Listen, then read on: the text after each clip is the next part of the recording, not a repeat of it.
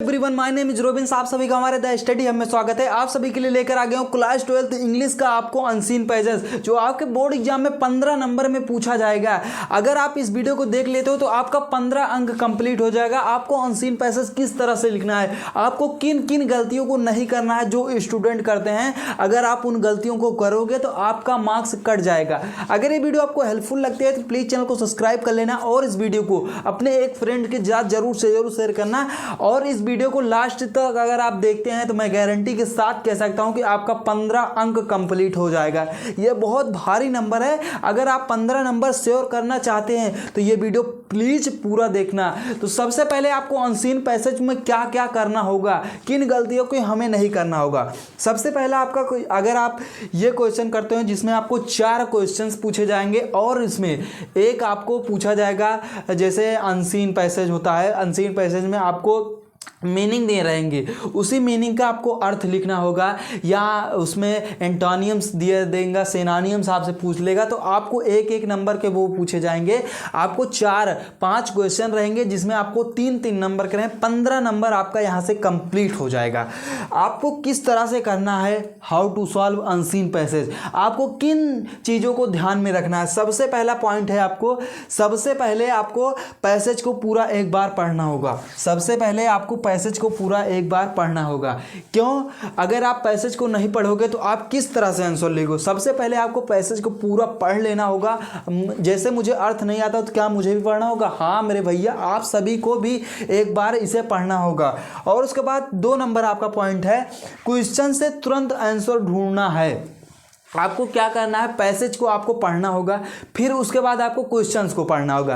Question पढ़ने के बाद आपको तुरंत उसमें आंसर ढूंढना स्टार्ट कर देना होगा। अगर आप ऐसा करते हो तो आप पैराग्राफ में जो पढ़े रहोगे आपको वो ध्यान रहेगा, तो आप उससे ढूंढना। 3 नंबर पॉइंट है। 3 नंबर पॉइंट आपका है, क्वेश्चन जिस टेंस में हो आंसर हमें उसी टेंस में देना होगा। मतलब आपको क्वेश्चन जिस टेंस में आपका क्वेश्चन पूछा जा रहा है उसी टेंस में हमें आंसर देना होगा। आपसे ये नहीं कंटिन्यूअस में टेंस है आपका जो क्वेश्चन है, आप उसे फ्यूचर में आंसर दे रहे हैं तो आपका यहां से मार्क्स कट जाएगा। आपको इन गलतियों का नहीं करना होगा।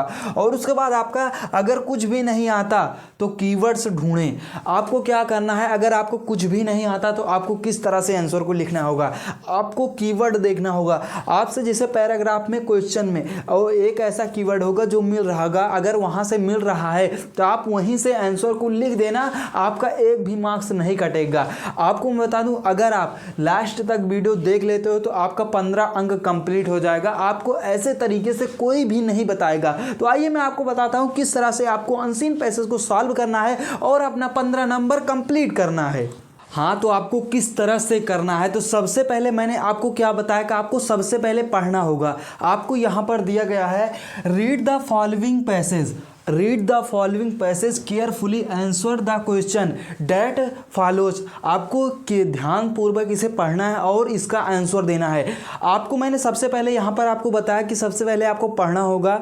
आपको मैं ये भी बताऊंगा, अगर आपको नहीं आता है, अगर आपको इसकी हिंदी मीनिंग नहीं आती तो आपको किस तरह से आंसर लिखना है मैं इसे लास्ट में बताऊंगा। तो सबसे पहले मुझे पढ़ना होगा। सबसे पहले हम एग्जाम में पढ़ेंगे, ध्यान से आपको ये पढ़ना होगा। आपको अगर नहीं अर्थ आता है तब भी आप एक बार इसे पढ़ना। सबसे पहला, A old man began disturbed by the illness curling going on among his son।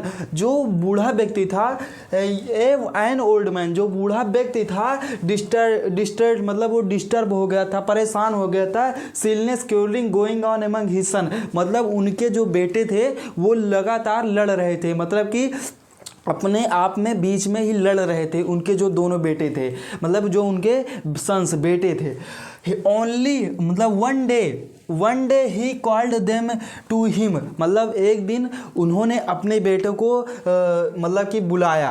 And शोव्ड और उन्हें दिखाया, them the bundle of sticks Tide together, मतलब उन्होंने अपने बेटे को बुलाया और एक अपने बेटे को मतलब एक लकड़ी का बंडल दिया। उन्होंने एक बंडल दिया, स्टिक मतलब छड़ी का या लकड़ी का बंडल उन्होंने दिया।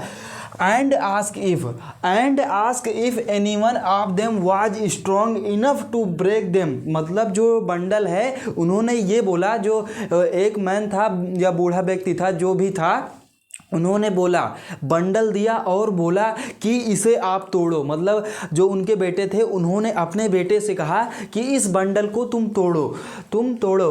फर्स्ट वन, पहले ने, एंड देन अनदर टायर्ड, तब दूसरे ने मतलब तोड़ने का प्रयास किया। But although they were although robust, मतलब लेकिन वे थे, रोबस्ट मीन्स होता है हष्ट पुष्ट, बॉडी बिल्डर जो इसे कहते हैं, वो थे body builder. And healthy young man, और वो एकदम मतलब भारी शरीर वाले यंग मैन थे, मतलब कि नौजवान थे। और उसके बाद आपका आ जाता है दे ऑल फेल्ड, मतलब जो उनके बेटे थे वो सब लोग फेल हो गए। मतलब उन्होंने जो स्टिक दी थी, जो उन्होंने स्टिक का बंडल दिया था, वो उसे नहीं तोड़ पाए, मतलब वो फेल हो गए। अनटेड ही देन अनटेड बंडल, तब उन्होंने बंडल को खोला। And told them break each stick, तब उन्होंने आसानी से एक एक स्टिक को तोड़ दिया सेपरेटली, मतलब लगातार वह जल्दी से उन्होंने जो स्टिक थी उसे तोड़ दिया। दिस डे डिड इजली, वो इतनी मतलब आसानी तरीके से। And all sticks were soon broken into a piece, तब उन्होंने जो पीस था, मतलब जो स्टिक थी, वो सब पीस को उन्होंने एक एक करके तोड़ दिया। दस इस प्रकार से ही टॉट, उन्होंने सिखाया या पढ़ाया, उन्हें समझाया them that united they would be strong but disunited they would be always weak. मतलब उनका ये कहने का मतलब है, अगर कोई चीज़ अगर बंडल में जो बंडल की स्टिक रहती है वो उसे किसी ने नहीं तोड़ पाया, अगर हम अकेले, मतलब जब उन्होंने एक एक स्टिक दिया तो उन्होंने सबने तोड़ दिया। तो ये कहने का मतलब है कि उनका कि अगर हम साथ में रहेंगे तो कोई कुछ नहीं कर पाएगा, अगर हम साथ से अलग हो जाएंगे तो उन सबको कुछ ना कुछ हो जाएगा। तो इसीलिए ये यंग मैन, आपने ये स्टोरी कभी ना कभी सुनी होगी कि हमें साथ में ही रहना चाहिए। आपको मैं बता दूं, अगर आप साथ में रहते हैं तो आपका कोई कुछ नहीं कर पाएगा, अगर आप जिस दिन अलग हो जाएंगे उस दिन आपको सभी कुछ ना कुछ कर देंगे। आपको इसमें मैंने आपको पढ़ा दिया। अब इसके बाद आपको क्या करना है, आपको जो क्वेश्चन दिया गया है यहाँ से आपका 15 अंक कंप्लीट हो जाएगा। तो आपको किस तरह से क्वेश्चन के आंसर को लिखना होगा, तो आइए मैं आपको बताता हूँ। सबसे पहले आपका क्वेश्चन है, Y was the old man sad. Y was the old man sad, जो बूढ़ा व्यक्ति था वो क्यों सैड था, क्यों उदास था। आपसे ये क्वेश्चन पूछ रहा है, Y was the old man was sad, जो बूढ़ा व्यक्ति था वो क्यों उदास था। तो आपको आंसर में क्या लिखना है, और आपको बता दूं जिस टेंस में आंसर होगा, मतलब क्वेश्चन होगा, उसी टेंस में आपको आंसर देना होगा। तो आपसे ये पूछा है, मतलब जो बूढ़ा व्यक्ति था वो सैड क्यों था, तो आपको आंसर में क्या लिखना होगा, the old man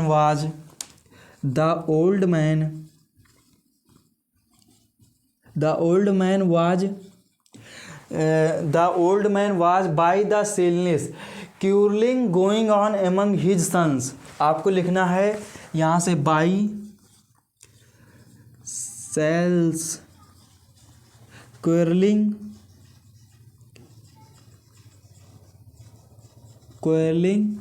going on among his sons. मतलब वो बूढ़ा व्यक्ति क्यों परेशान था, मतलब जो why was the old man was sad, जो बूढ़ा व्यक्ति था वो क्यों उदास था या परेशान था। तो आपको ये लिखना है, the old man was by the ceaseless quarrelling going on among his son. मतलब अमॉन्ग हिज सन, मतलब जो बूढ़ा व्यक्ति था वो इसलिए उदास था कि जो उसके लगातार मतलब लड़ाई झगड़े उसके बेटे के बीच में हो रहा था। हाँ, तो आपका जो 2 नंबर क्वेश्चन है, 2 नंबर आपका क्वेश्चन बी नंबर क्वेश्चन बोल रहा है, what lesson did taught his son. मतलब जो बूढ़ा व्यक्ति था इस लेसन में उस बूढ़े व्यक्ति ने क्या समझाया अपने बेटों को। तो आपको क्या करना है, यहाँ पर आपको ये बोल रहा है, तो उस बूढ़े व्यक्ति ने ये समझाया कि हमें साथ में रहना चाहिए, मतलब कि हमें अलग अलग होना नहीं चाहिए। तो आपको लिखना है, ही टाट वुड मतलब he would taught his son that united they would be strong but disunited they would be always weak. मतलब हम अकेले में रहेंगे तो हमें कोई भी मार सकता है, लेकिन हमें सभी के साथ में रहना चाहिए। आपका 2 नंबर यहाँ से क्वेश्चन हो जाता है। और उसके बाद आपका 3 नंबर क्वेश्चन है एक्सप्लेन द अंडरलाइन पोर्ट्रेट। मतलब आपको यहाँ से एक्सप्लेन करना है, मतलब इसका आपको एक्सप्लेन करना है। आपको क्या करना है, एक्सप्लेन करने में सबसे पहले आपको ध्यान रखना है क्या लिखा हुआ है। आपका यहाँ लिखा हुआ है disturb by the सेलनेस क्योरलिंग।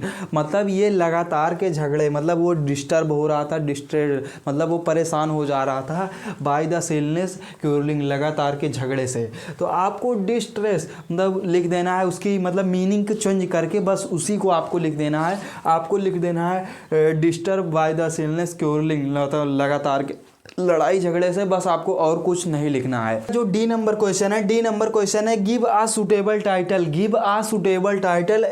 To the above passage. आपको इस पैसेज में जो आपने पढ़ा ये क्या कहना चाहता है। जो बूढ़ा व्यक्ति था वो कह रहा था कि हमें अपने भाइयों के साथ में रहना चाहिए। मतलब जो अगर एक स्टिक रहे उसे सभी तोड़ सकते हैं, लेकिन अगर पूरा उसका बंडल आ जाए तो उससे कोई भी नहीं तोड़ सकता, इसीलिए हमें भाइयों के साथ में रहना चाहिए। तो आपको इस टाइटल मतलब इसको आप क्या चैप्टर का नेम दे सकते हैं, तो आपको यूनिटी इज स्ट्रेंथ, एकता में शक्ति होती है। आपको इसको लिख देना है unity is strength, unity is strength. आपको यूनिटी इज स्ट्रेंथ लिख देना है। यूनिटी इज स्ट्रेंथ मतलब यूनिटी इज स्ट्रेंथ मतलब एकता में शक्ति। हम एक में रहेंगे तो सभी साथ में रहेंगे, तो यूनिटी इज स्ट्रेंथ, एकता में शक्ति। और उसके बाद आपका आ जाता है E number question find the words from the passage which means. आपको इसमें शब्द को ढूंढना है और इसके अर्थ को आपको लिखना होगा। आपको इसमें से शब्द को ढूंढना है, इसमें दिया गया है, इसका अर्थ आपको लिखना होगा। कॉन्स्टेंस एंड अनएंडिंग मतलब जिसका कोई अंत ना हो। आपने यहाँ पढ़ा सेलनेस क्योरलिंग मतलब सेलनेस में होता है लगातार, जिसका कोई अंत ना हो। आपको बस लिखना है SEASLESS। आपका ये आंसर हो जाता है। और उसके बाद अपसेट आपको लिखना है। अपसेट में होता है जैसे डिस्टर्ब होना, अपसेट का डिस्टर्ब आपको यहाँ से लिख देना है डिस्ट्रेस्ड,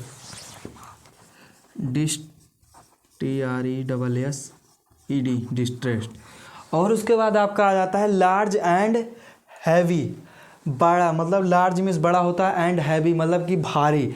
आपने एक जगह देखा होगा एंड हैप्पी यंग मैन, और वो जो थे भारी हष्ट पुष्ट थे, मतलब वो हैप्पी मिस होता है भारी मोटा, मतलब भारी बॉडी बिल्डर जिसे कहते हैं हैप्पी।